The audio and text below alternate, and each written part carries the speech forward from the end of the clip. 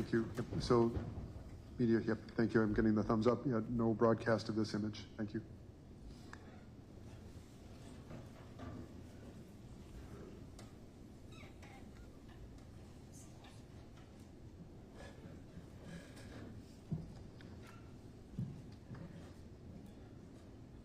Dr. Laux, can you see the image on the screen? I can tilt it a little bit forward. No, I'm fine. Thank you. I can see it. Of course, I touched it. It goes away.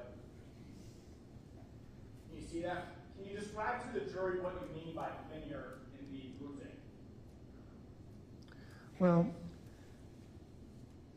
on this picture, I don't see as much of a linear pattern as more of a kind of more of a splotchy bruised area on the right side of the abdomen. The picture doesn't show it as well as the close-up, where there's abrasions of the skin, where there's some of the superficial skin is peeling over those abrasions and bruising. The linear part, the violaceous linear part, kind of extends down to the bottom left of the screen. Above there, closer to the elbow, but not quite that high up, are areas that are a little more splotchy, like a bruise.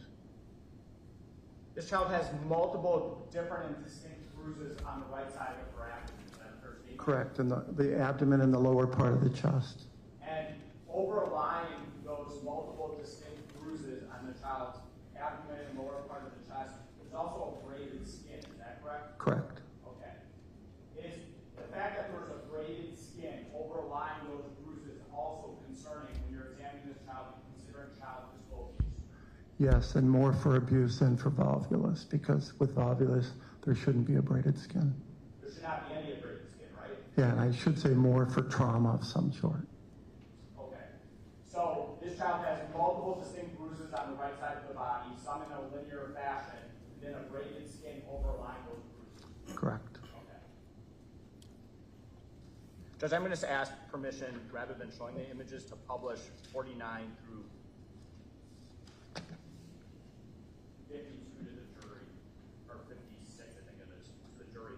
And just have them take a moment with your permission to look at all of them. Any objection? Okay, there's no objection. Yes, so 49 and 56 may be published.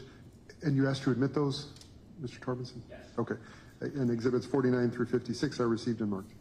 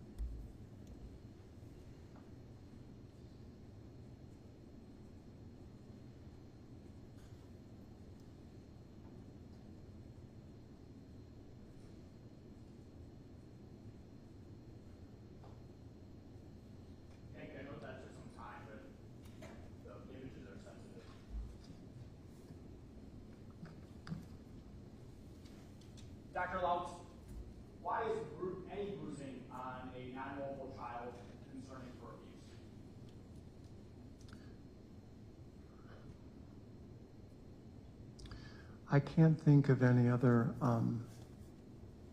except for coagulopathy or an inborn era bleeding issues, any other mechanism where bruising could happen.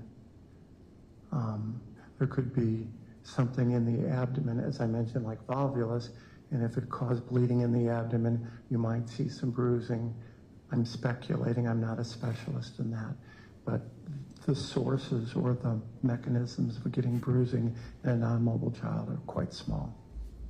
When you observed this pattern bruising with overlying abrasions on Catherine on July 22nd, 1991, what did you do as a result of those observations?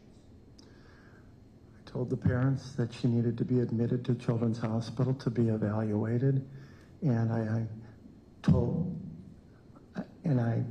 called the emergency room, talked to Dr. Peter Glazier, told him that they were coming in by family car, and that explained the situation, my findings, and that she needed to talk about her being evaluated, and then getting Child Protective Services and child advocacy from Children's involved. Okay. Are you aware that the parents did in fact take the child to Children's Hospital, Wisconsin? They immediately took her to Children's, yes. Okay. When you conducted your evaluation and you observed these bruises on the morning of July 22nd, did you ask the parents about who provided the feedings and the specific timeline of events for that morning?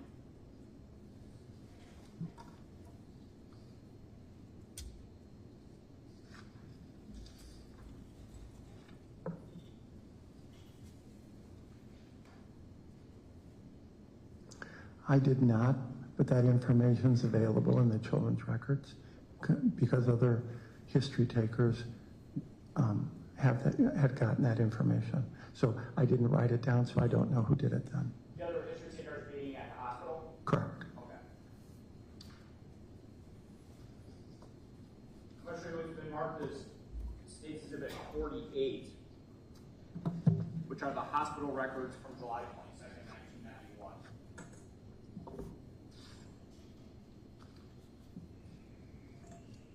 I'm going to ask you, I believe if you turn to, I'll let you review.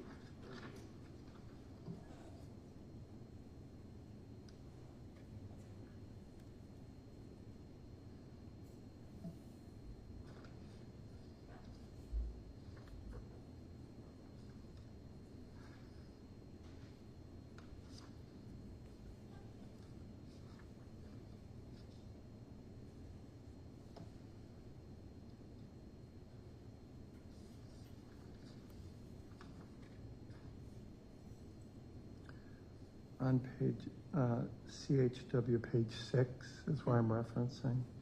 This is the third-year resident admission note.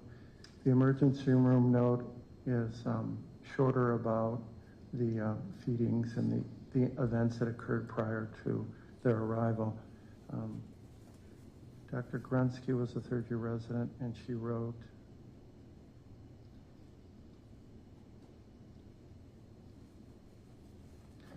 on the morning of admission, Dad fed baby and shortly after seemed to have coughing, choking, without cyanosis, color change, or apnea. Mother reported suctioning infant, mouth and nose after that. So his dad reportedly fed the child at 8 o'clock feeding, correct? Correct. Okay. I believe if you turn to page 11 now, there'll be a note in there from child advocacy where it indicates that Dad also diapered the child that morning. What does that tell us?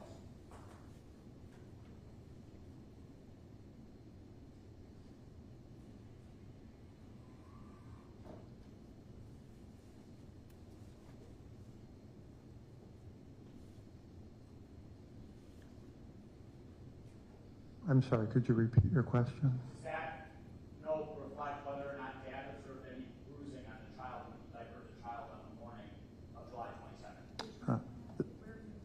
Page 11. May I continue? Yes. Okay. The note says, this worker spoke with patient's parents. Patient's father diapered the baby at 8 a.m. today and noticed no bruising. Okay. Doctor, I'm going to have you backtrack a little bit to page 4. Yesterday, there was representation made that the child slept in the car carrier at night when the parents came home. And I think page 4 reflects that this child slept in a crib, but I want you to verify that.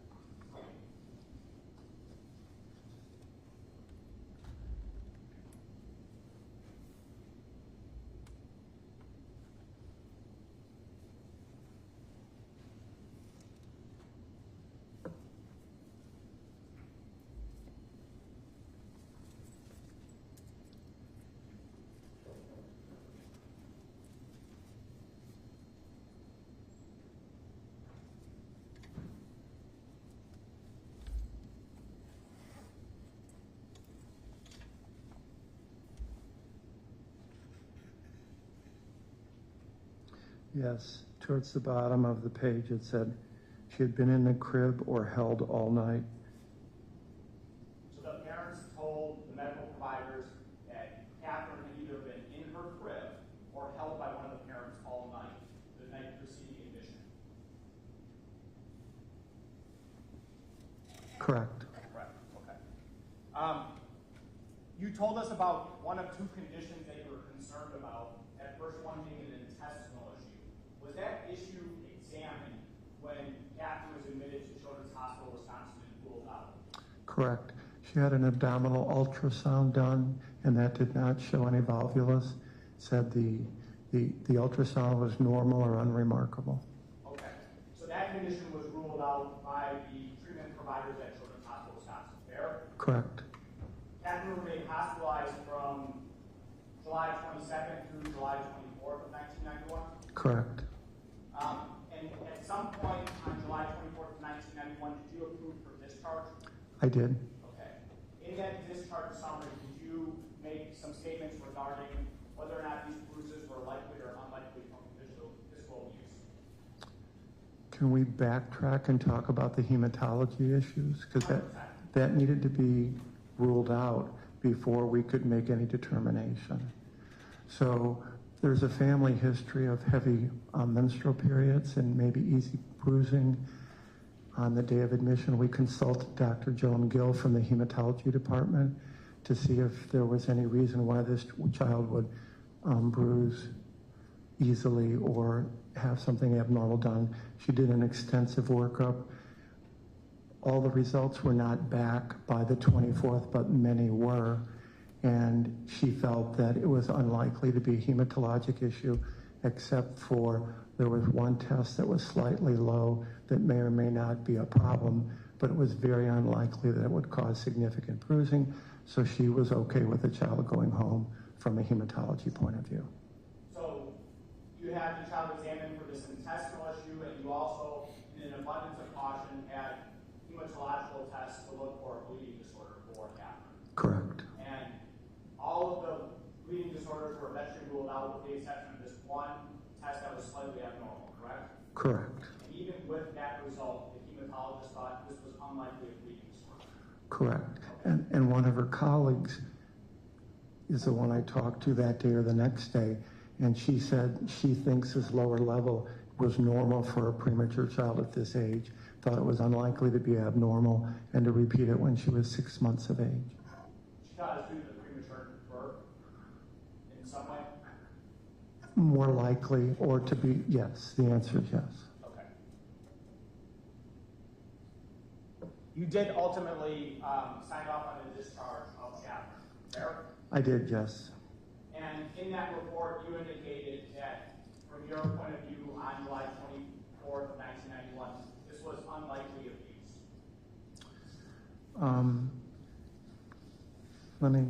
Give me 1 second. I think it's pages 57 through 58. Thank you.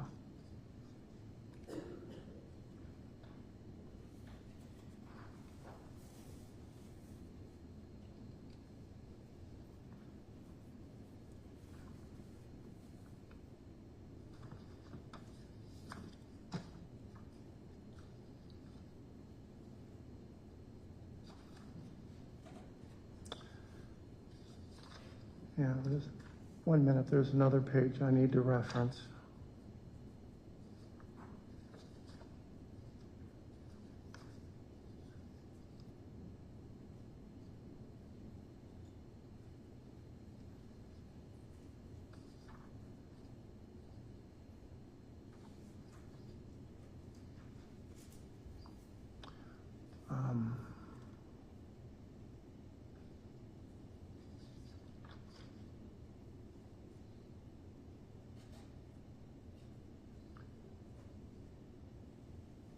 this is referenced in two different areas. It's on the same day. The first is my handwritten note from the 24th at 7:30 in the morning. And then subsequent to that is a dictated discharge summary. Okay, let's start with your note. What page is that, your handwritten note? 33. 33, thank you. What does that note tell us? This tells us, I wrote, appreciate child protective involvement in Dr. Gill's consult. Catherine continues to do well. Her weight was increased, she was feeding better. There had been some issues prior to hospitalization and also in the hospitalization, whether there was blood in the vomitus or in the bowel movements. And those were blood or guaiac negative by this time. What does that mean? Especially the bowel movements. Babies often have explosive bowel movements and irritate the rectal area. So as they pass a stool, there can be a little blood intermixed. There's a chemical test called guaiac that's done to see if there's blood in it. If it continues to be there when it shouldn't be, then you worry about bleeding in the intestines or the blood coming from somewhere else. And that had resolved, so it was a non-issue. I then wrote that her soft spot was flat, which is important, that her head was fine. Her exam was unremarkable. The bruising on the abdomen were healing well. The anal fissures that I just referenced were improving. The coagulation studies were still pending. And I wrote that I believe that when Catherine was choking on the emesis, her caregivers may have inadvertently bruised her abdomen while rapidly turning to suction her out. I also believe that her oral mucosa ulcers are from vigorous suctioning. Through the hospitalization, the story about what maneuvers or manipulation was done was a bit confusing, but on the day of discharge, Catherine's father explained to me that he was wearing a large buckle on the day of admission and that she may have bruised her abdomen on his belt buckle when he was moving her. When he was suctioning her? Correct. Or patting her back, I don't know. This was an explanation given to you on July 24th? Correct. Okay. Not on July 22nd, right? No. Or 23rd? No. And it doesn't appear on July 22nd or 23rd in the medical notes either, does it? No. Okay. But it is given to you on July 24th? Correct. And that was in large part the basis for your discharge of this child and putting that statement that you don't believe this is abuse at that time? Yes, I also wrote in there that discharge would be conditional upon hematology agreeing that she was safe to go home, and Child Protective Services felt that this was safe for the child. So you also were aware that Child Protective Services was going to continue to follow this case? Correct. Okay. As part of your discharge, did you require Catherine to come in and visit with you soon after discharge, just so that you could follow up on the concern of the abdominal bruising? Yes, I saw her a couple of days later in the office. I'd need my notes again to know what date, but yes, I did. I think I left them up there.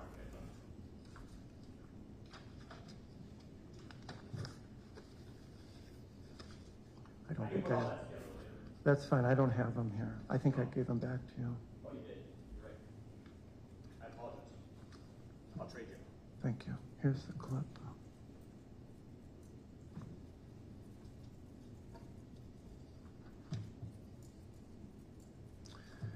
She was discharged on July 24th.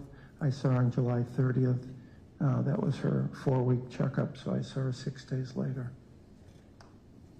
How did Catherine appear 6 days later?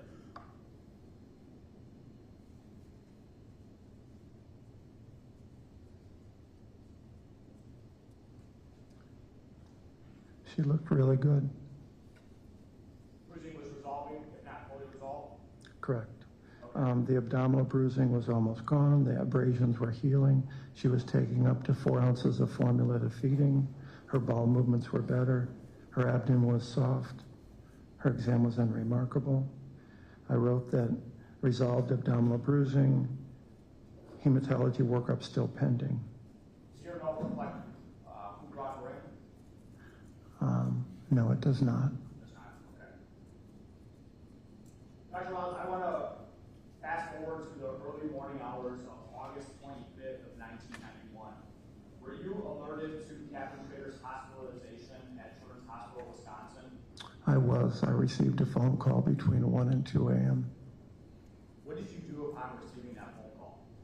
I went to the hospital to see the child and the family in the ICU. I was not involved in her medical care. I was there just to support the family and to talk to the ICU physicians about what I knew prior to that. To provide any history that you were aware of? Correct. Okay.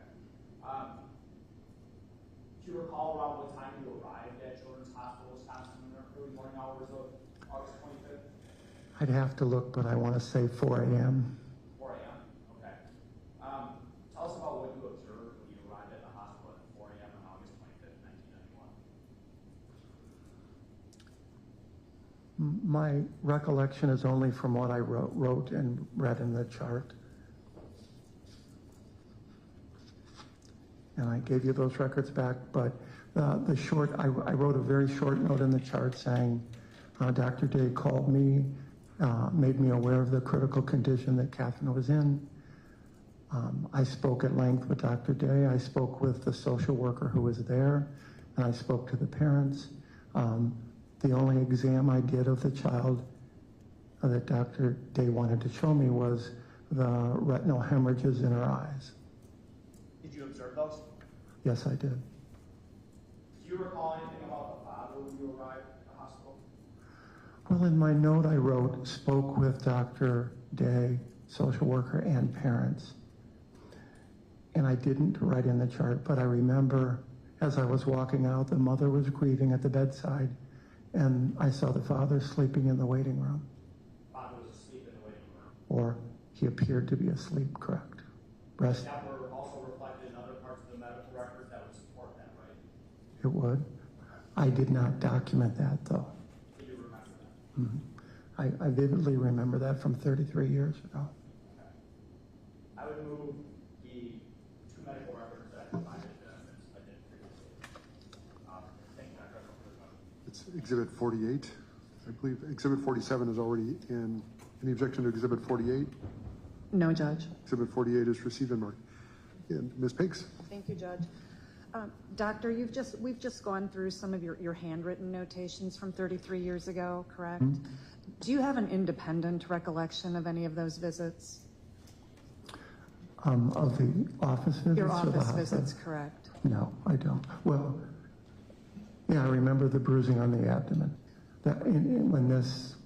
When I was subpoenaed, thinking about it, I remembered the abdominal bruising and that I had admitted her to the hospital. Correct. So, Doctor, going back to your handwritten, do you have those handwritten notes? Your office notes? I do, yeah. Okay. Let's start with her birth at St. Luke's. So 35 weeks, she was premature, correct? Yes, and for the record, I have not seen the St. Luke's records since 1991. I have the children's in my clinic notes. So you can't give us any information about her actual birth? I can, from what I transcribed into my office notes. Okay. So number 2, where you say caput or caput, what does that mean? A caput is a small area of bruising of the scalp, which is very common in birth. The analogy I make is like the top of the baby's head is a battering ram against the mother's cervix. So it's very common to have some swelling on the top of the head. A caput differentiates from a more severe birthing injury, which is deeper between the muscle layers. A caput is just between the skin and the very first layer, so it's superficial, and it usually goes away in a day or two. And did she have a forceps delivery? I don't have that written in my notes. I can't answer that. You've also indicated that she had feeding problems. Is that common in a newborn who's premature? Yes, and so a 35-week baby frequently has feeding problems, and she in fact needed gavage feedings for 2 days using a tube until she was strong enough to eat more on her own. Okay. And you've also indicated she was breastfeeding poorly. Is that also common with premature infants? Yes, it's much easier for them to eat with a bottle. Okay. So you indicated after Katie was released from the hospital, she was brought in for a well visit on the 12th. The 12th, or was there an earlier visit? No, she was discharged on the 9th, and I saw her on the 12th. You discharged on the 9th, you saw her on the 12th. Were there any concerns on the 12th? No, she was doing quite well. Okay. And the caput was gone because I mentioned that her fontanelle was flat, and I would have mentioned there if the caput still was kind of overlying the soft spot. Okay. And you didn't notice any unusual bruising or concerns other than her physical health at that visit? Correct. Okay. And the next visit was on the 17th? Yes, that was done by a nurse, basically a feeding and weight check to make sure the baby was gaining weight properly.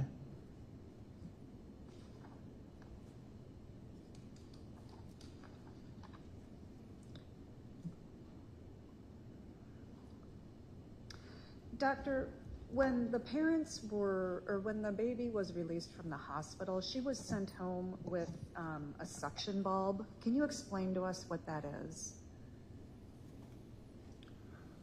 Yeah, it's a bulb at the end and a narrow air-ring that can go into the nose or the mouth. You squeeze the bulb to suction or to remove milk or secretions from the baby's airway. Okay. Are they typically, what are they made out of? Oh, they're rubber, they're soft usually. Okay. And why would parents be sent home with a suction bulb? Back then it was common just because, especially in this baby had had feeding problems and would be spitting up, so they would want to suction some out just so the baby wouldn't be gurgling or uncomfortable. That spitting up or secretions would not be enough to cause an airway occlusion. It may cause a baby to hold their breath for a little bit, but would not be, even if they didn't have a bulb, it wouldn't be deleterious to the baby. But parents would have been instructed that if there were gurgling or milk in the airway or in the mouth, to use the suction bulb to suck it out. They would have been, yes, the nurses in the hospital would have told them how to use it and said use it if you feel you need it, but you don't have to use it. So on July 22nd, when the parents bring her in and they discuss this difficulty breathing and gurgling and the milk in her mouth, it would have, when they said that they were suctioning her out with the bulb, this is something that they would have been told to do when they were discharged from the hospital. Possibly. This is better discussed on one of the hospital admission notes by the third-year resident. She elaborates a great deal about that in the history taking she took. And Doctor, you were referred to CHOW page 6. Mr. Torbenson asked you about the mother describing the suctioning, and she estimated that they were suctioning the nose and the mouth for perhaps 45 minutes, that she was doing that, correct? That's what the notes from the hospital that I'm referencing, that we were talking about, said, that she suctioned off and on for 45 minutes, which is unusual. That shouldn't be necessary. Okay. And I think you indicated in one of the notes that inside the mouth there were some irritations or marks that you would have attributed to that suctioning? Yes. Okay.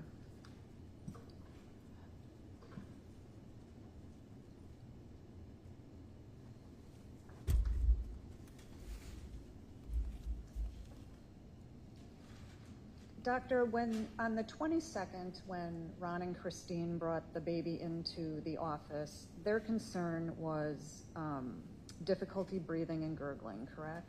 Correct. And do you recall what the baby was wearing? I do not. Okay. And it's your testimony that they noticed when the diaper was removed and the clothing removed, that's when we noticed, or they noticed, or everyone noticed the bruising? All I documented is the bruising on the abdomen. There was no mention in the notes about who saw it first, or we mentioned that at the 8 o'clock feeding, the dad did a diaper change and he didn't see it. He didn't notice it, correct? Correct.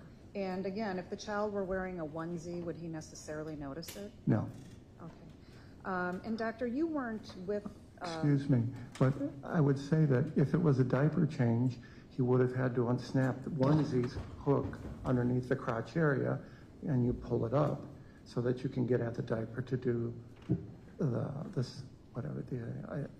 We can speculate about how we changed the baby. Correct. Doctor, you were not around the family the evening before, correct? No. But you're aware that the grandmother and her poodles were with the family, correct? I've read that somewhere, yes. Okay. And so when you're looking at the scratches and the bruising on the stomach, can you rule out that the poodles jumped on the baby? There were no scratches. Okay. Well, they're what you called abrasions. Superficial skin abrasions. Superficial skin abrasions. So again, can you rule out that the poodles jumped on the baby? No. Okay. And when Katie was admitted to, and you informed the parents that you were concerned about the bruising, correct? Correct. And you informed them you were concerned that it's a sign of abuse, could be. Correct. And you instructed them to take the child to Children's Hospital, correct? Correct. And they did that. Correct. And when the child was admitted, they asked at Children's Wisconsin, they asked the parents when she was symptomatic or what her symptoms were. And they indicated that the evening before she had started to become irritable, correct? I'd have to see the records to know that. This would be the children's records. I don't have them.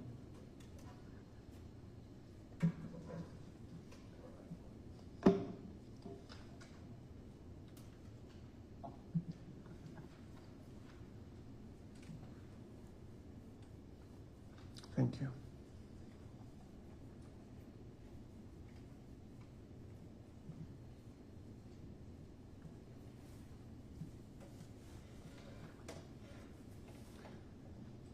Yes, it does. It said, child was well until last evening, developed scant red blood in stool, and something about irritability. I can't read much more of this. Okay. And so they described her as being more irritable, and they also described the blood in the stool. Mm-hmm. And as you've explained, that's a normal condition for children. They have diarrhea, and they may. How does it develop? How might that happen? As I mentioned earlier, explosive stools irritate the rectal area and the skin, and with the skin being friable or irritated, a little bit of blood in there could happen. And so seeing what appears to be bright red blood in a small baby is not necessarily worrisome at all.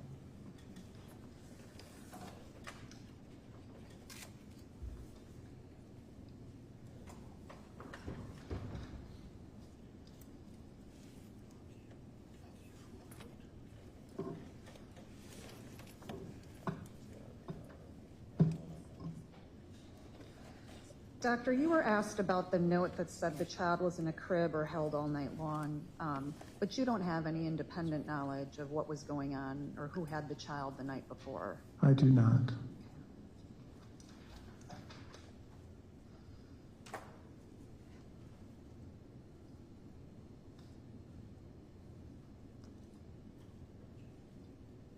And was it your testimony that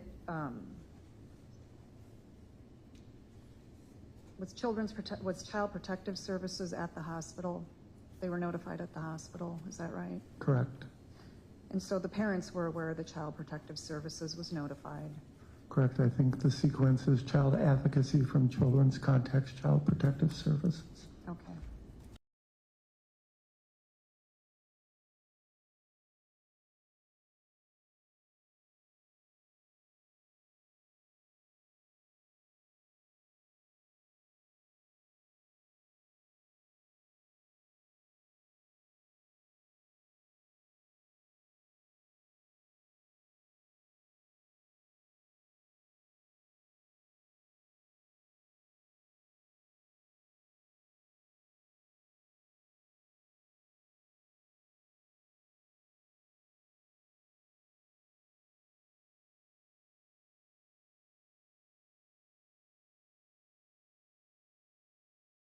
notes, you indicated on July 30th that the child was refusing to breastfeed. Again, is that common because of her young age?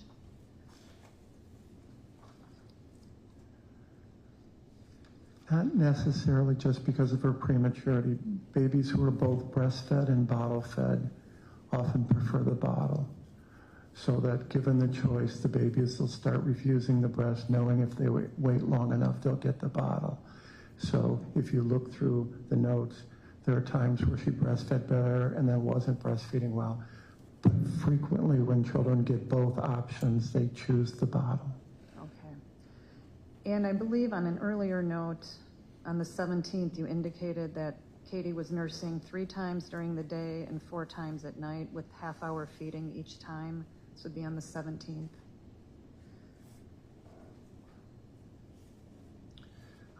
With the breastfeedings during the day, they were supplemented with 1 ounce of formula on the second line.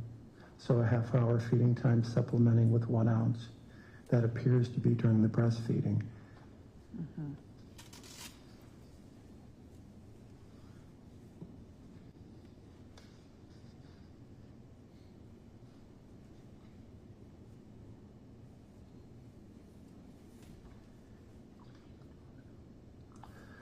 Let me correct myself. As I read it further, it looks like the supplementing 1 ounce are the feedings independent of the breastfeedings. I'm sorry, could you repeat that? Yeah, it looks like the 1 ounce of formula are the supplemental feedings. Doesn't necessarily mean they happened at the same time. Okay.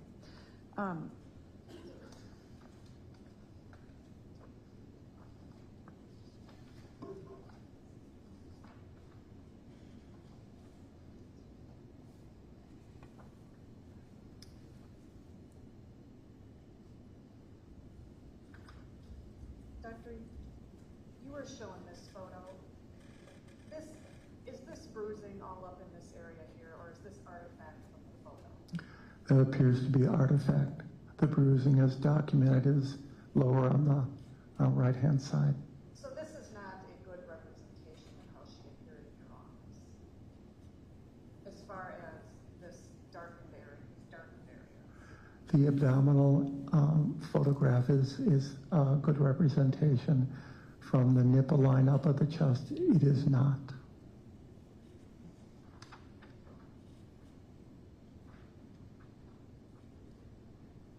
Doctor, did you document any bruising on her back? No. Okay. That's something you would have looked for, though, correct? Correct. I don't have any other questions. Thank you. Mr. Torbenson? Just to be clear, the main reason why you sent Catherine to Children's Hospital Wisconsin was this bruising. Correct. Because this bruising on a non-mobile child is highly concerning.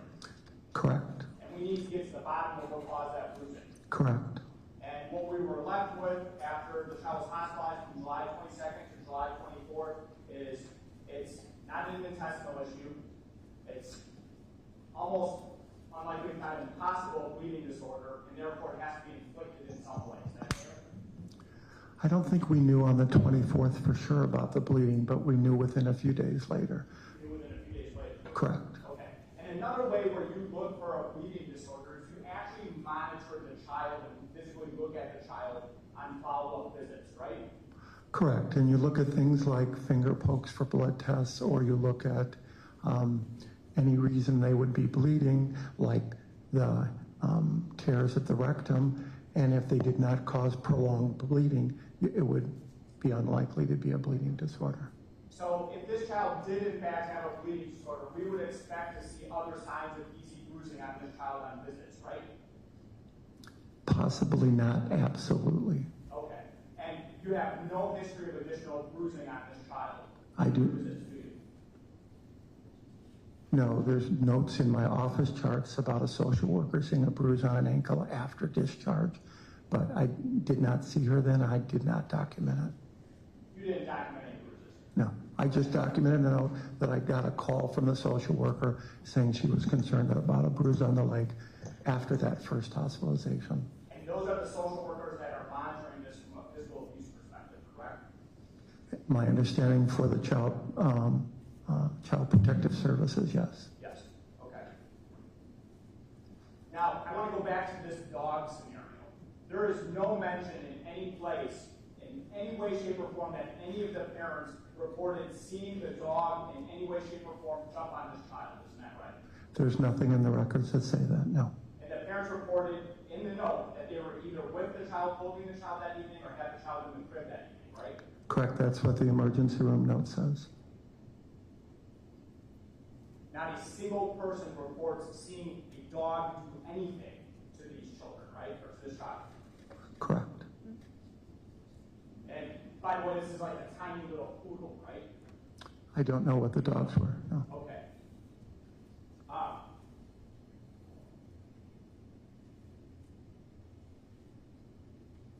If those were scratches from a dog, would you even expect it to look remotely like that? No. Objection, foundation, speculation. Overruled. No, right? Yeah, Testifying for the witness. He said no. The doctor said no, overruled. I'm not an expert on scratches, but I saw many of them over the years between my children and my patients.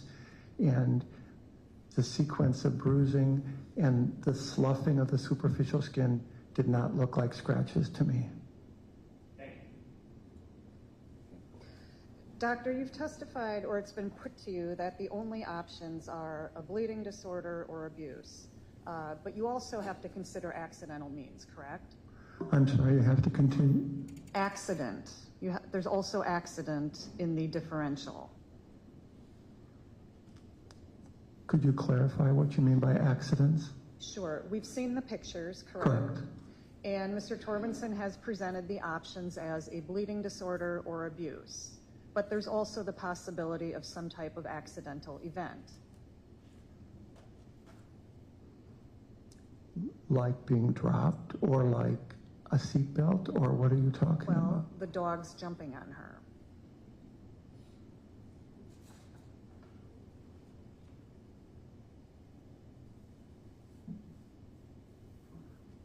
I don't know that I can answer that. I testified a minute ago that I didn't think it looked like scratches, but I can't be 100% sure. You can't rule it out. Correct. And as far as the bleeding disorder or the abnormal result, it may not cause bruising, but is it possible that it could contribute to the appearance?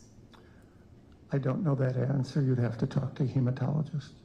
It's an unusual rare test, alpha-2 antiplasmin. I don't have experience with it. You need a hematologist. Right. It's a rare result, correct? And it was minimally low, correct? Okay. That's all I have. Thank you. Thanks. Thank you. Nothing on that. Thank you. Thank you, doctor. You can step down. I'll leave the records here. Sure. You can have these. Thanks, sir. Thank you.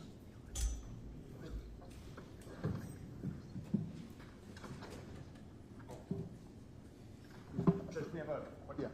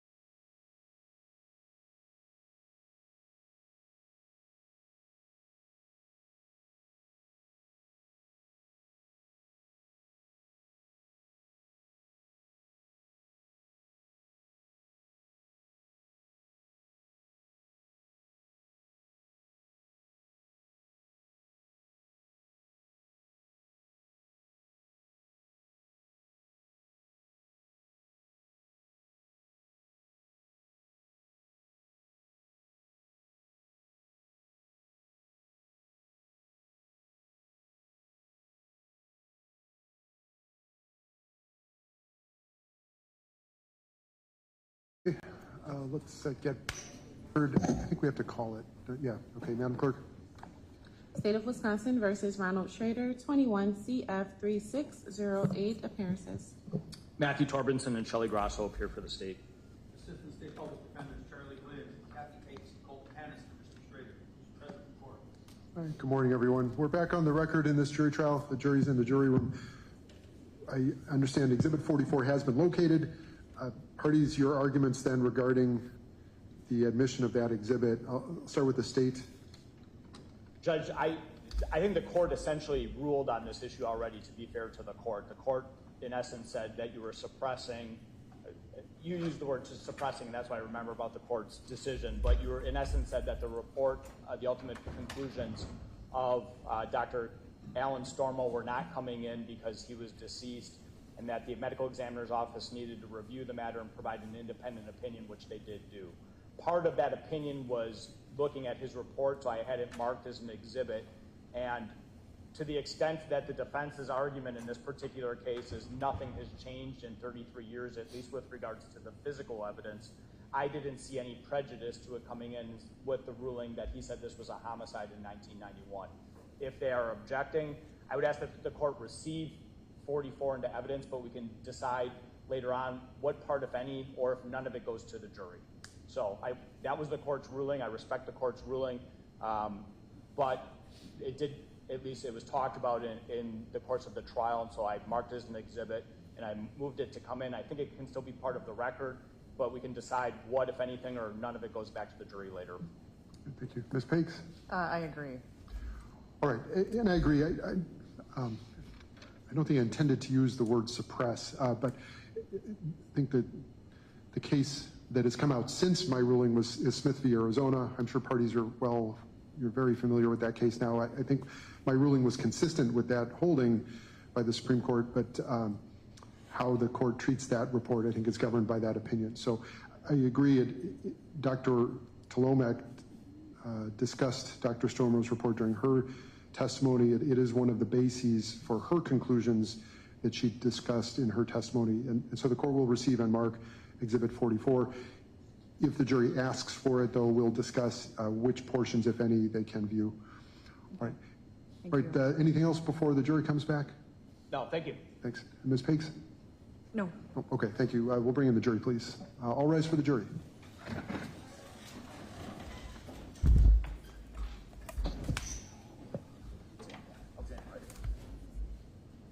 I gave it to you. I'm no longer in the record, yes. I'm just trying to tell it that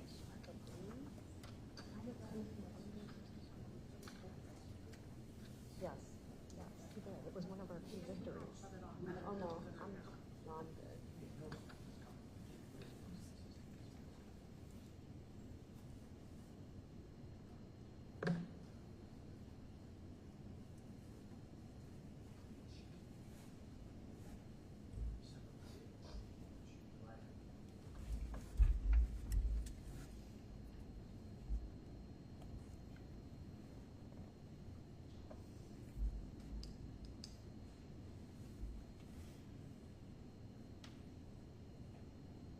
Ready?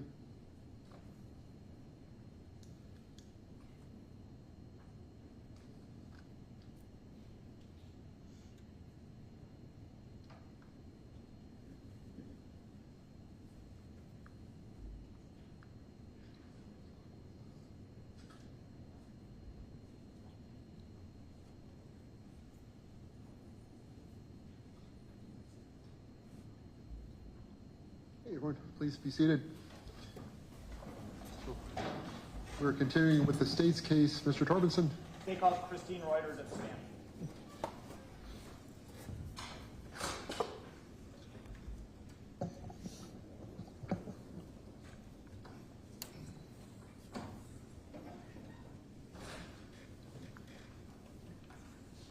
Right here. Raise your right hand, please. Do you solemnly swear that the testimony you are about to give is the truth, the whole truth, and nothing but the truth, so help you God? Thank you. You can have the seat there.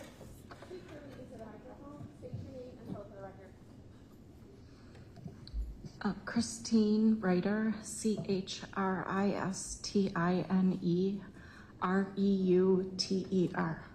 All right, thank you, Ms. Ryder. We're going to start with Mr. Torbenson. Morning. Morning.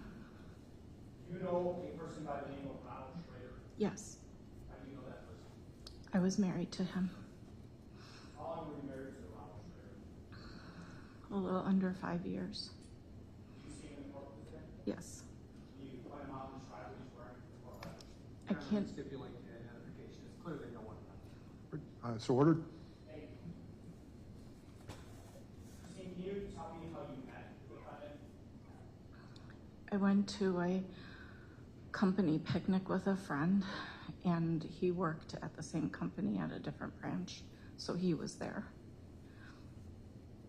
Tell me about how you two first met at that picnic. He was with a group of people, and I was with my friend, and we kind of saw each other and looked at each other. We didn't really talk until when we were leaving, though. And he asked for my phone number. Did you give him your phone number? Yes. After you gave him your phone number, how did the two of you start to see each other? No, he didn't call right away. But then when he did call, I don't recall what we did, but we got together. You started hanging out together? Yeah. What was Yes. that like? I was very infatuated with him. I thought he was very handsome, and he was very sweet and kind. I enjoyed spending time with him. What were some of the sweet and kind things that you would do?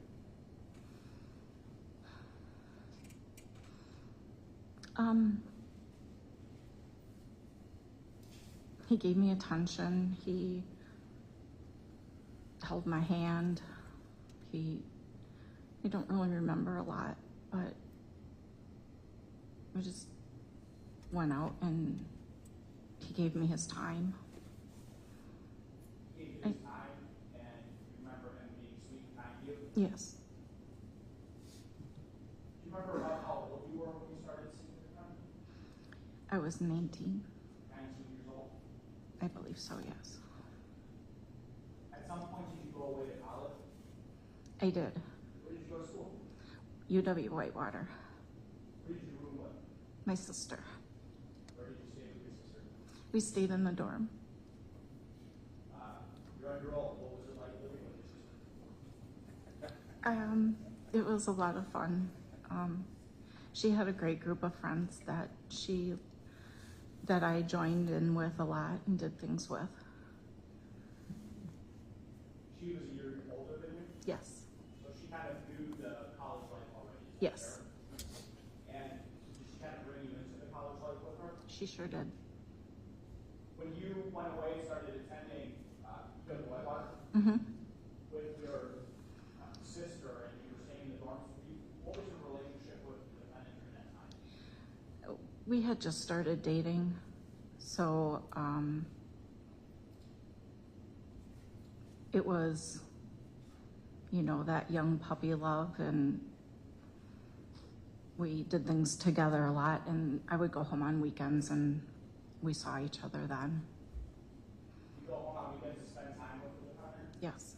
Were there times when the defendant would come and visit you at college? Yes. Tell us about that. He would come and he would stay in the dorm with me. We usually just hung out inside the dorm, talked and hung out together. We didn't really go and do a whole lot. We would go out to eat usually. When the defendant would come and visit you at college, would it just be you and him, or would you go out with a group of people? It would just be him and I. Just you and him? Mhm. Why is that? At the time, I thought it was because he really liked me and just wanted to spend time with me. So I just thought he just wanted it to be us so that we could be alone together. This was early on in the relationship, is that a fair statement? Yes. So was it, tell me if I'm wrong, was it kind of that excitement time when you want to spend all your time with the other person? Yes. Okay. I did. Did you go back for a second year? I did not. Why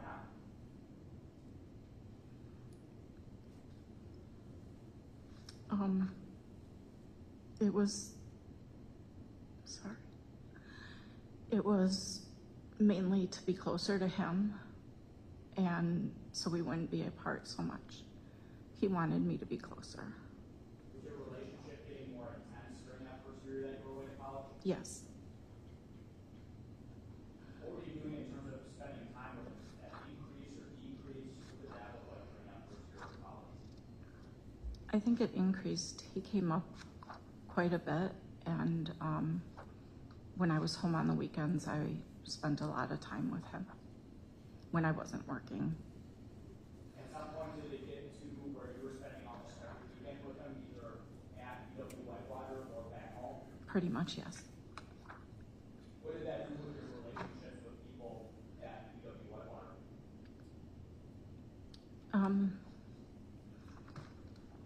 I really only hung out with people in Whitewater when he wasn't around. During the week, he typically would, well, I don't remember when he would come, but I hung out with my friends when he wasn't there, but when he was there, I didn't spend time with them. But after a while, it got to be where I didn't spend as much time with my friends. Tell us about the decision not to go back to UW Whitewater. Why did you come to that decision? So I could be closer to him. To the defendant? Yes. Did the defendant want you to continue to go to Whitewater, or did he express his views on that too at all? He preferred if I were closer. He also wanted you closer? Yes. When you left UW Whitewater, where did you go to live? I went back and lived with my parents. How long did you live with your parents for?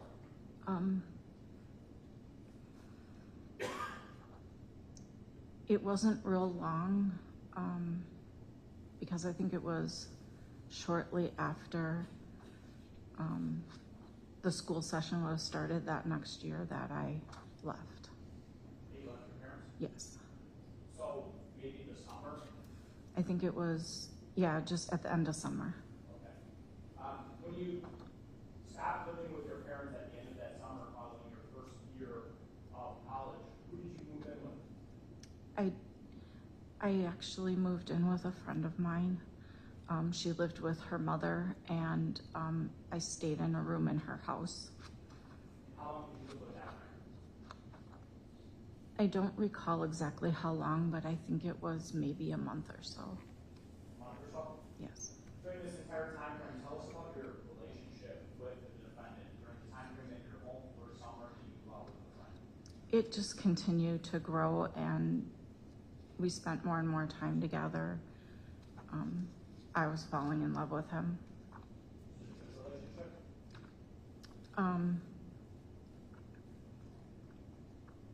I thought it was at the time, yes. I was falling in love with him. Were there any signs at that point in the relationship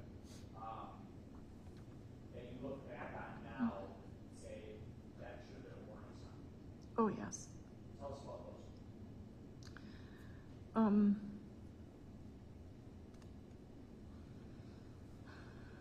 There was an instance when I came home from work, and I believe it was the 4th of July, and my family was gonna go see the fireworks. And when I came home from work, they weren't home, and I was upset because I thought they had left without me, and they just hadn't gotten home yet. And he told me that they probably left without me, and so he was gonna come and get me, and we were gonna go do our own thing, and that's what we did.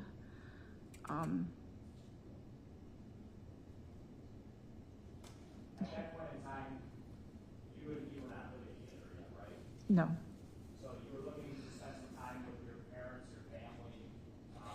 You came home, they weren't home. And his statements to you were they probably left without you. Yes. And how did you interpret that, or how did it make you feel? It made me feel like my family didn't care about me. Are there other statements like that that he made during that time frame that you remember? There were many times he told me or pointed things out that said that they cared more for my siblings than they did for me. That's something that you would say to you? Yes, on a regular basis.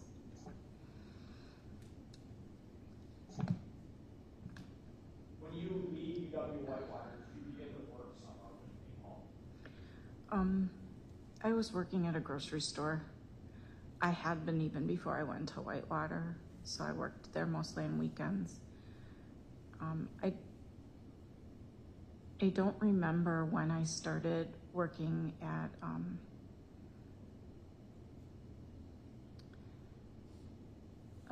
JCPenney catalog sales. That's when you could order from catalogs. Ron and I both worked there. So you and the defendant both worked at JCPenney together? Correct.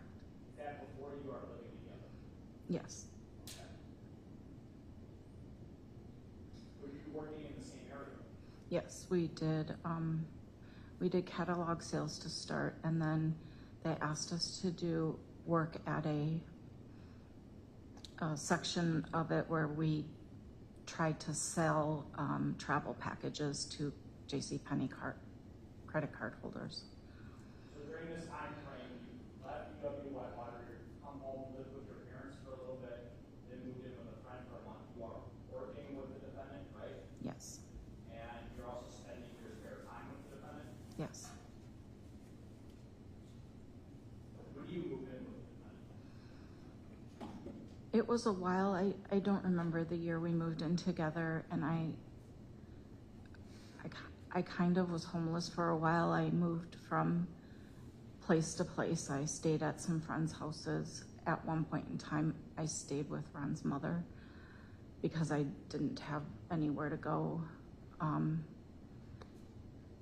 And I believe it was at the time I was living with his mother that we eventually got the apartment together.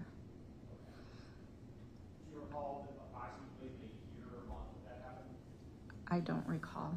Okay. This was the economy apartment Yes, around First and Lake? yes, Right? yes. When you moved in with the defendant, tell us about your relationship at that point in time. What was it like? Very controlling. I wasn't allowed to do a whole lot. You say it was very controlling. Who was the person controlling it? Ron was. How did he control it? If I didn't do something right, he would hit me, He would hit you. or kick me, or push me. Where would he hit you? The upper arm, or the head, or the leg, mostly. Sometimes in the abdomen area.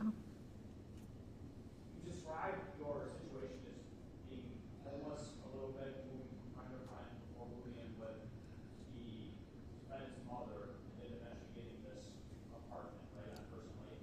Yes, How dependent were you on the defendant at this point in time? completely. Explain that to us. I didn't have a very good job, and I didn't have any support system because I thought my whole family didn't like me. I thought I didn't have anywhere else to go. It was just him. That was it. I didn't have any friends anymore. When, Eith- I'm sorry, go ahead. Either he told me I couldn't see them, or he would threaten them in some way. I didn't know he was threatening them at the time, but I do know that now. He would tell you that he couldn't see the apartment? Yes. Tell us about that. He would tell me that they're bad for me, or they're not being nice to me, and I don't remember a lot of specifics on that, but I do remember that I pretty much lost all my friends.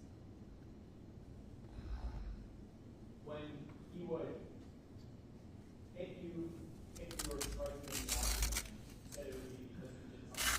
Tell us the types of things it would be for that he said you did wrong.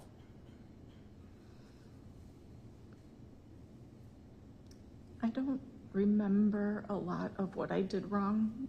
I remember the abuse. I could say something wrong that he didn't like, or if I wasn't on time to pick him up from somewhere.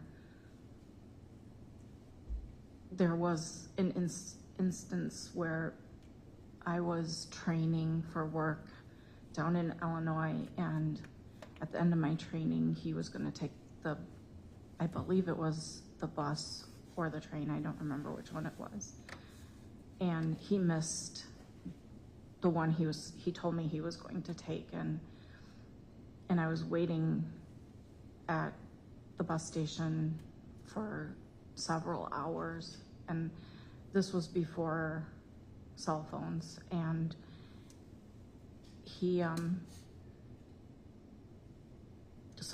I didn't know he had taken a later one, and so I stayed for, it was a couple hours, and I was worried that if I left and I missed him, it would be bad. But I started to leave, and then I heard that there was another bus coming in. And by the time I got back, he was already out of the bus, and he was angry, very, very, very angry that I wasn't right there. And I had driven my car down there, and he got in the car and we were driving, and he was punching me in the head and the arm. And I had to make him pull over because I had to get out of the car. And I ended up throwing up on the side of the road.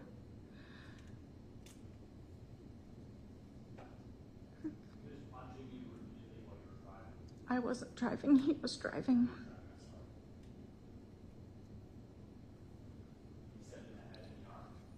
Yeah.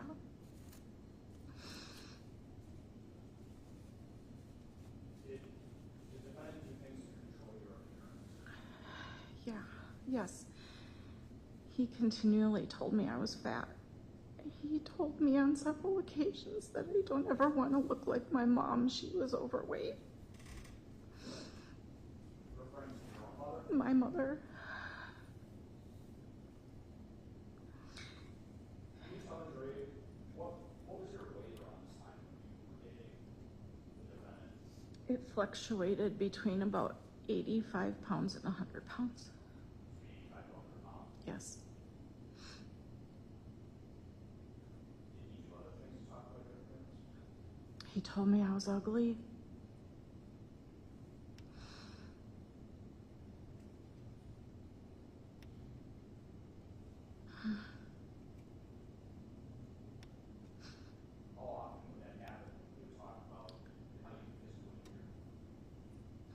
He mostly did that when he was angry, which was quite often.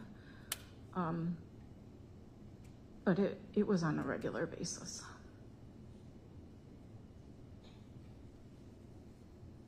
He would talk about your physical appearance. He would strike you or kick you when you didn't do what you wanted. What other things?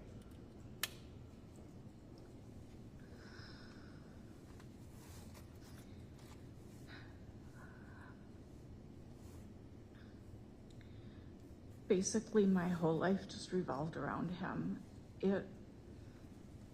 Everything we did was what he wanted. He yelled a lot. He screamed at me a lot.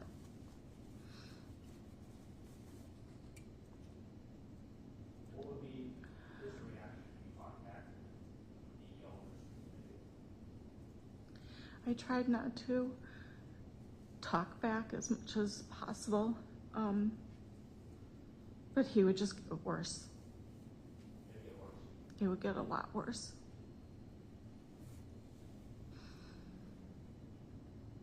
Do you I didn't have anybody.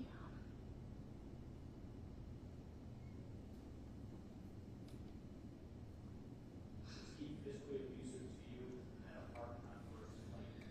Yes. Tell us about that. One of the instances that stands out the most, I don't remember what triggered it, but he picked me up by my legs and I was kind of hanging upside down. And he dropped me down and I landed like on the back of my neck and I heard crack. It was extremely painful. I couldn't move my neck, my back hurt. It was excruciatingly painful for me to walk or anything. And I finally convinced him that I had to go see somebody. And we did go to a doctor, but I wasn't allowed to say what happened. I just had to say I fell. And Did he go with you to the doctor? yes, he went with me anywhere I went, usually. When you met him with the doctor, talk about your injury, where was he? In the room with me. Did you have to have his permission to go to the doctor? Yes. I believed I did. And did you discuss with the defendant before going to the doctor what was going to be told to the doctor about this injury that he inflicted on you? That instance I don't recall whether we did or not. With him in the room while you were talking to the doctor, what did you feel you could tell the doctor about what really happened? I didn't think I could tell the doctor anything. Why not? Because if I told him the truth when we got home, it would be bad. He would hurt me more. Do you remember what this incident was even over? I don't remember. Most of the time it was just over silly stuff, like I might have said something wrong or looked at him the wrong way. Did you have marks on your body from the physical abuse that Ron inflicted on you? Yes. Where were those bruises be? On my arm, my legs. Sometimes he kicked me in the butt and then there'd be bruises there. My back.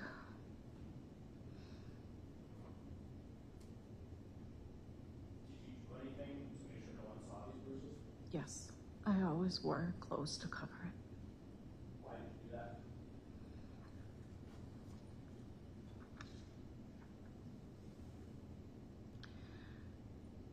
I didn't want anybody to know what was going on.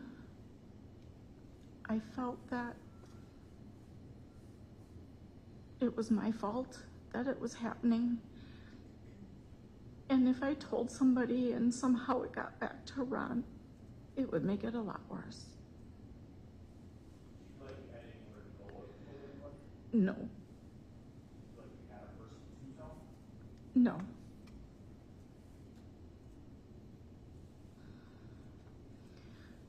So you're in this apartment on First and Lane, you're living with the defendant. Are you still working with the defendant at this time frame?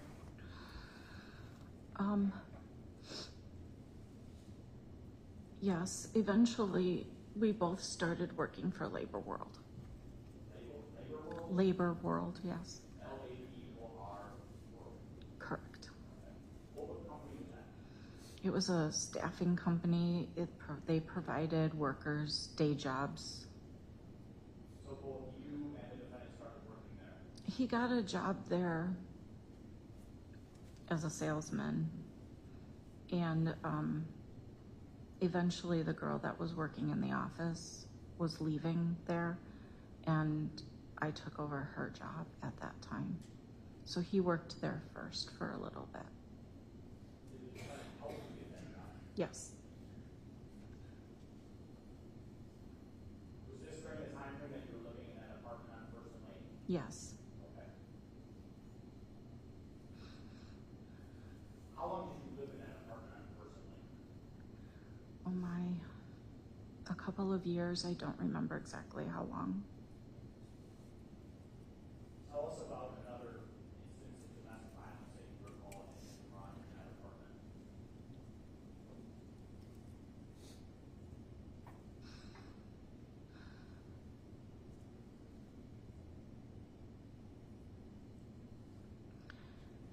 Right now, I can't think of anything. Let me ask you this. Mhm. You said that you would punch and kick you. You described it one specific instance. Is it hard to remember a specific instance because it happens so often? Yes, Does it run together somewhat in your mind? they do run together. The ones that were the worst are the ones that stand out the most. Tell me about another really bad one. There was one time we were in the car, and he was again driving, and I don't remember what happened. And I remember it was my upper thigh. I was the passenger, and he kept repeatedly punching it in the exact same spot. And it hurt. After like the third punch, it hurt so bad. I couldn't take it anymore. So I actually opened up the car door to jump out. And we weren't going very fast, but I got out and I started running, and he just drove away. And then I took the bus home.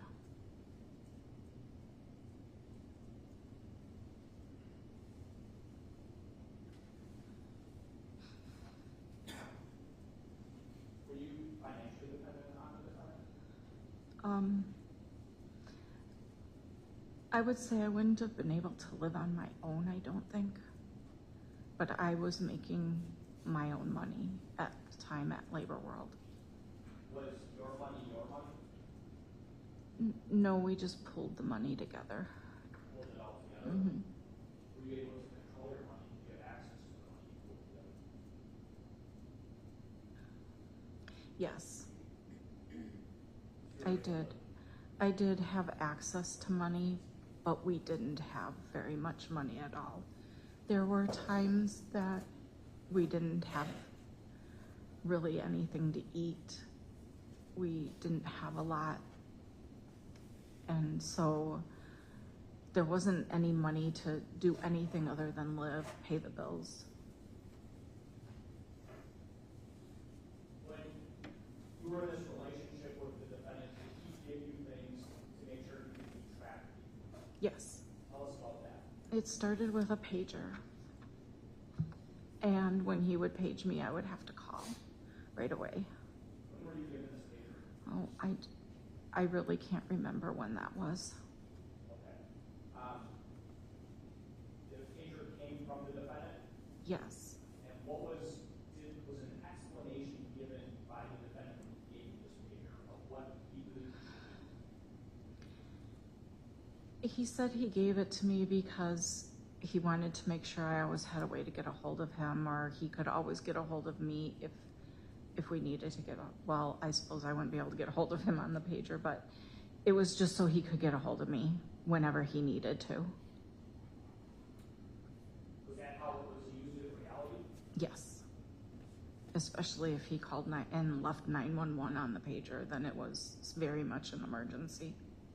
What did that mean when 911 was on the pager? Call right away. Call right away. What other types of things would he send you on the pager? Usually it was just the telephone number to call him at. How often do you recall this pager going off from the defendant on an average day? I don't know, maybe 2 to 3 times. Would this be during time frames when you were not with him, obviously, right? Yes. Is it fair to say that most days you were with him, Yes. you were working with him, Yes. you were living with him? Yes. So during the time frame that you were not with him, it would go off 2 to 3 times? Yes. You said that 911 was a page that required you to respond immediately versus other pages. How did you learn that?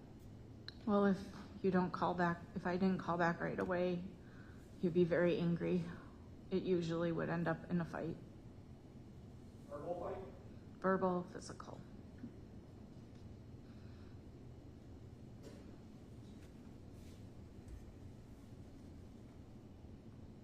Were you ever given other objects other than a pager to make sure that you reported it? Yes, I had a cell phone very early on when cell phones just came out. I picture like a big block. It wasn't, it was more like the flip thing. First flip Yeah, ones. yeah. Okay, correct. When you received that phone, what was that like? Well, at first I thought it was really cool that I could walk through the store and talk on the phone at the same time. But it got to be, it was like my second hand. It was something I had to always answer. Not many people had cell phones initially, right? Oh, no, well, So this was kind of like a luxury item, it was, yes, almost like a status item. yes, Like you said, excited to have it, Yeah. show it off. yes. What you said, expectations came if you didn't answer immediately. Tell us about that. He would say that I was cheating on him, or I was somewhere I shouldn't be. I was with somebody I shouldn't be with. How often were you accused of cheating on him if you didn't answer immediately? All the time. I don't know. Cell phones nowadays show like everyone you called and like a call history. Mhm. Did that phone have anything like that, if you remember? I think so, yes. It, not the way it is today. I think it only kept a certain amount of numbers. I don't remember completely though. Do you recall the defendant ever wanting to look at it? See who you're calling or using it for? Oh, it was his phone. And, His phone. well, if I was, he could use it anytime. He could look at it anytime. So when you got home, you say it's his phone. Mhm. I think it's like my phone. It's on me all the time. When I go home, it's on me. When I go to work, it's on Mhm. me. Did you have to do anything with your phone when you went home? No, I don't recall that. You described it as his phone. Would he ever? He could take it away from you if you wanted. Oh, sure, yes.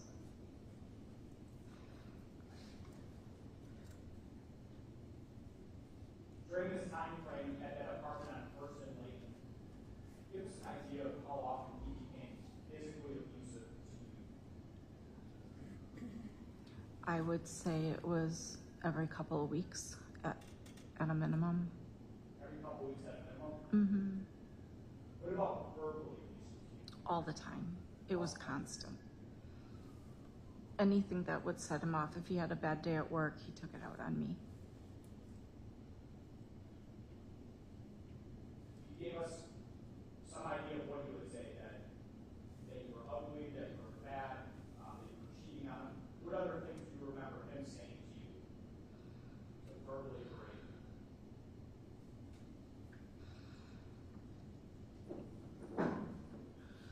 It could be just about anything.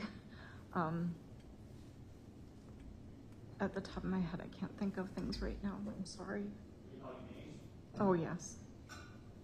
Did he swear at you? Yes.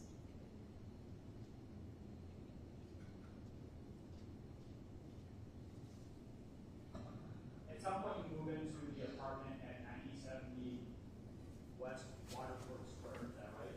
Yes. Tell us about that apartment. I was really excited because we finally had a one-bedroom and we had more space and it was a lot nicer.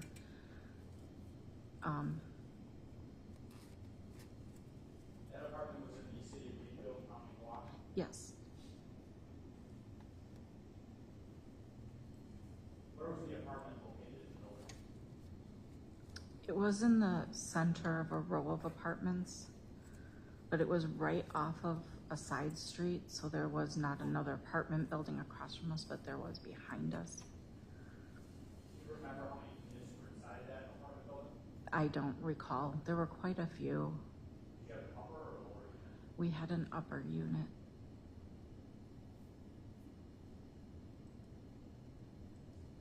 When you moved into the apartment at 9070 Waterford Square,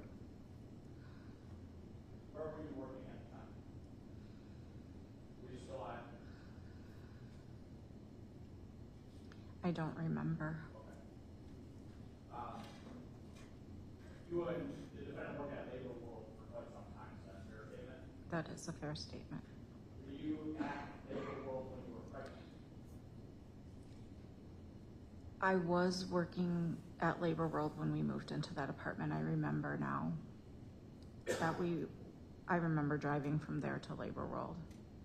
And do you remember being pregnant and working at Labor World? Let me ask you this. Do you remember after birth of Katie, taking Katie to Labor World? Yes, yes, yes, I did. Okay. Okay. We'll come back to that. Mm-hmm. So once you move into this apartment at 9070 Waterford, did the violence continue? Oh, yes, definitely. It was always there. Do you recall any specific instances at this apartment building before the birth of Katie? Yes. Tell us One about that. one that stands out to me, I don't remember what the argument was about again. His mother was there with us, and he was very angry at me, and he pushed me down on the couch and sat on me. I was quite pregnant at the time. I remember his mother yelling out, "Ronnie, Ronnie, stop, you're gonna kill the baby." His mother's present. Yes, He pushes you down. yes, He sits on top of your pregnant belly, right? yes, His own mother is yelling at him. yes. What is he doing? What is he saying? He was so angry. He was yelling. I don't remember what he was saying, and I don't remember what the argument was about. But at one point in time, he just left. And then after he left, I had a conversation with his mom. I had called my family that night also, asking them to come and get me. Tell us about making that phone call to your family. I don't have a big recollection of it. I do remember just saying that I needed help. I needed to get away because he was going to hurt me. Christine, when you make that phone call to your family, when you're pregnant and this happened, what was the relationship like with your family at that point in time? I didn't really have a relationship with them. It was very strained anytime I did see them. Why was it strange? Because he didn't want me to spend time with them.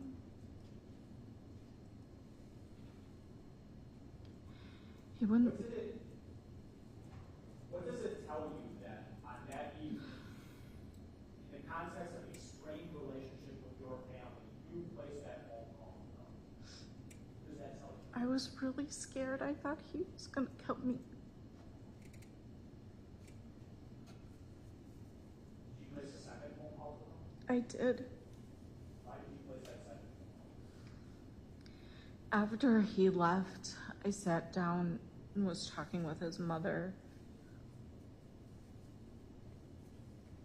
And she told me that I should call them back because if I didn't want them to come. And she told me that he loved me and that we should work it out. Is that what you did? That's what I did. Was the defense mother staying with you during this time frame? She stayed with us a lot. She was at our house quite often, so it would be days at a time that she would stay at our house. I don't remember how many days she stayed at that point, but she stayed a lot. Was that a point of contention between you and the defendant? I didn't like her being there. She scared me.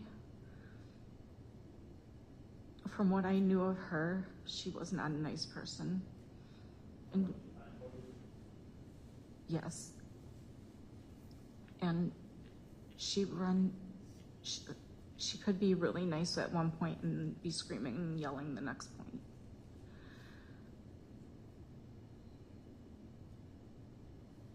She told me that night that her husband used to abuse her.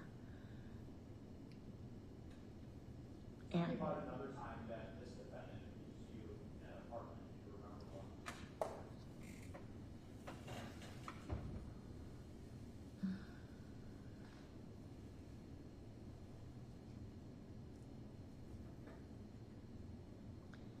I can't remember a specific time. There was just a lot of yelling constantly. And When you say yelling, that can be both of you yelling, that can be one person yelling. Help me understand what it means when you say there's constant yelling, a lot of yelling. he yelled at me a lot if I did or said something wrong in his eyes. Yes, I sometimes did yell back. I tried to fight back sometimes. Were there ever consequences when you do that? Absolutely. What were those consequences? I would usually get hit or beat up.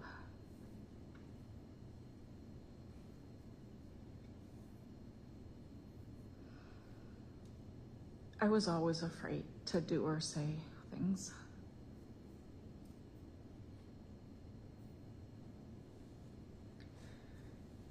Were you and the defendant married when you became pregnant?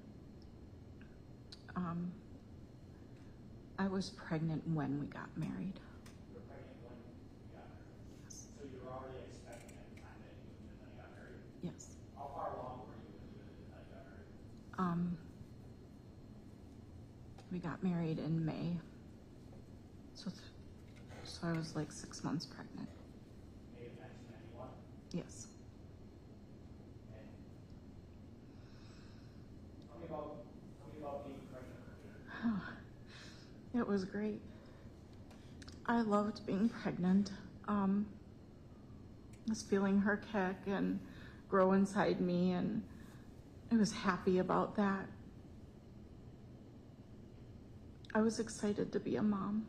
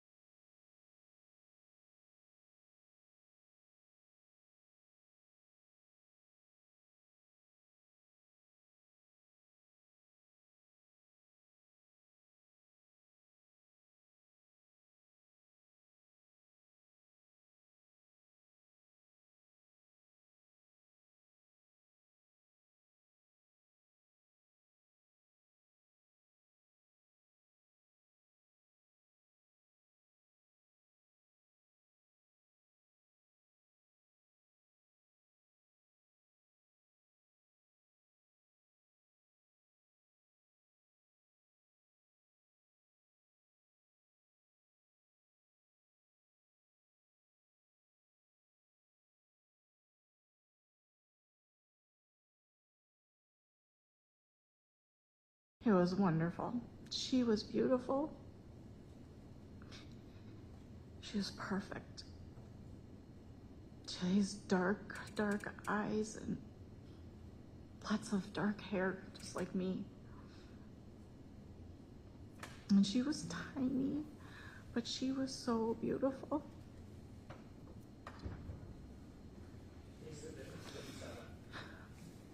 What is that? It's my daughter. When was this picture taken? At the hospital. At the hospital? Yes. Stacy, we did it, look at Stacy, we did it 57. No objection. Exhibit 57 was received and marked. Is this the first photo that was taken of Katie at the hospital Yes. after her birth? Yes. How long did Katie stay in the hospital for? I believe it was about 6 days. Did you stay with her or no? No, I was at the hospital a couple of days because they had to get my blood pressure under control. But then they discharged me, so I had to go home. I couldn't stay. Do you remember the reason why Katie was kept in the hospital for those extra few days? It was her feeding issues. They told me her lungs were good, but were pretty good, but she was having some feeding issues and growth issues, I believe. At some point, did you get to bring Katie home? Yes. Tell us about that. It was pretty early that morning, and the phone rang, and I was in bed. Ron and I were both in bed, and I got up and I went and answered the phone, and I was so excited. I said, we get to go get her now. We get to bring her home. Did you go together? Yes, And did you bring her home? we sure did. Did you give her a car seat? Yes. Stacy's at 59. What do you see here? That's a picture of me in front of our apartment holding Katie.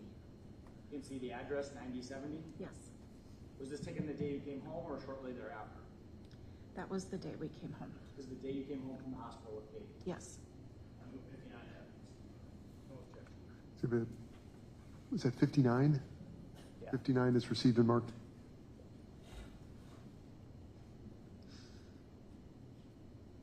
How did Ron treat you? How did the defendant treat you after you came home with Katie?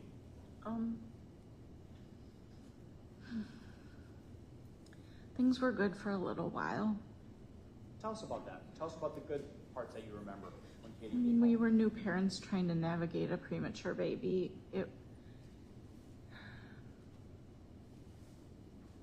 I wanted to be with her all the time. So pretty much everything we did with her. There were a few occasions where we went out, but we spent our time with her. Before, when we were talking about Labor World, you remembered that you were there after Katie was born. Why did you remember still working for Labor World after Katie was born? I brought her to work with me. We didn't have enough money for childcare, and the manager there said it would be fine if we brought her as long as she didn't. I mean, it wasn't like there was a lot of people in the office. It was just the three of us, the manager, Ron, and myself. So after you bring Katie home, you're still working at Labor World, the defendant's still working at Labor World, and Yes. when you and he are not at home, when you are both at work, Katie's also at work with you. Yes, So she's with you almost all the time. almost all the time, And yes. she's with the defendant almost all the time. Yes.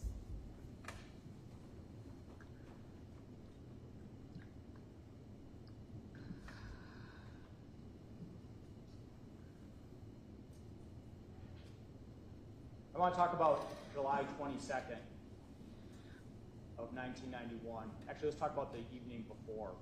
July 22nd is the day that she's taken in and the bruising's discovered, okay? What do you remember about that, the day before that, July 21st of 1991?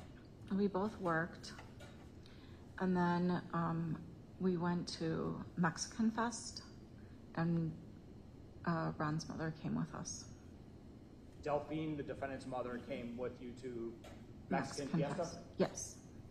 And did you, all three of you go, all four of you with Katie, go into Mexican Fiesta? Yes, we did. Tell us about that. What'd you do? I think we weren't there very long. We had dinner there and walked around a little bit. Do you remember going on a ride at all?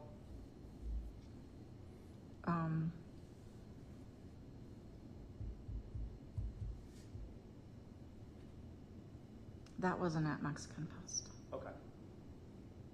So, you were at that fest, the four of you, and tell me about going home afterwards. Or what did you do afterwards? I'm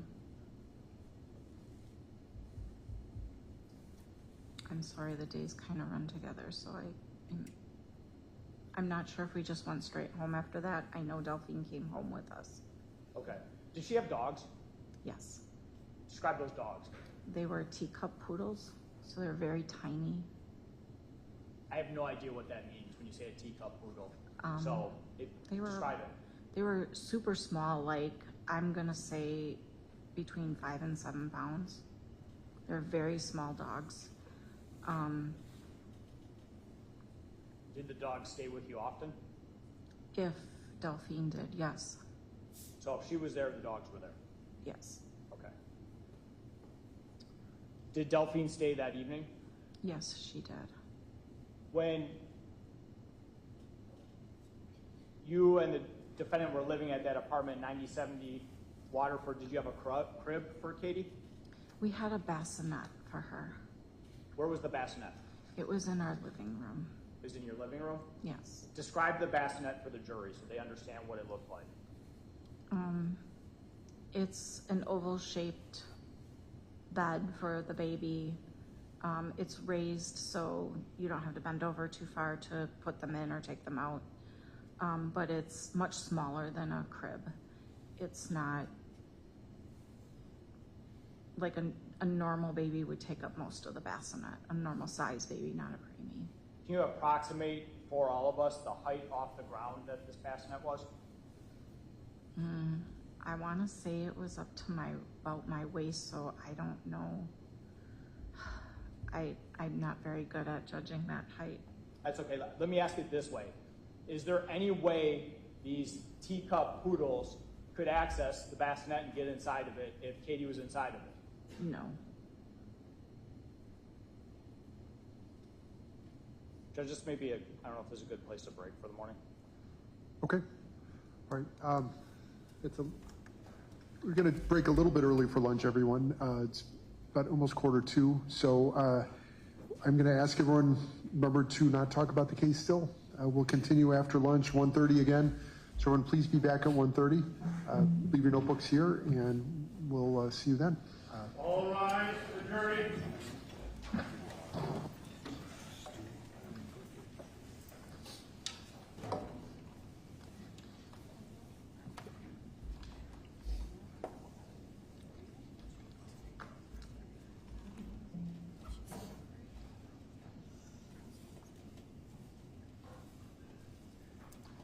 Thanks, everyone.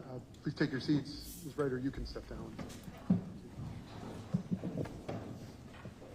So we are breaking a little bit early for lunch today. We're going to start about 1:30. Was there anything else for the record, Mr. Torbenson? No. Mr. Glenn, Ms. Pakes? No. Okay. All right, we'll see everyone at 1:30. Thanks. We are adjourned for the morning.